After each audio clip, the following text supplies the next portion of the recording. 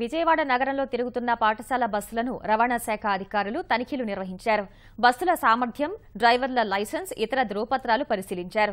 నిబంధనలు ఉల్లంఘించి తిరిగే బస్సులపై కఠినంగా వ్యవహరించాలని రవాణా శాఖ నిర్ణయించిన నేపథ్యంలో నెలకోసారి పాఠశాల బస్సుల్ని తనిఖీ చేస్తున్నారు. నగరంలోని అన్ని ప్రధాన కూడళ్లలో బస్సులు తనిఖీలు సాగాయి. 10 బృందాలుగా ఏర్పడిన పోలీసులు తనిఖీలు చేశారు.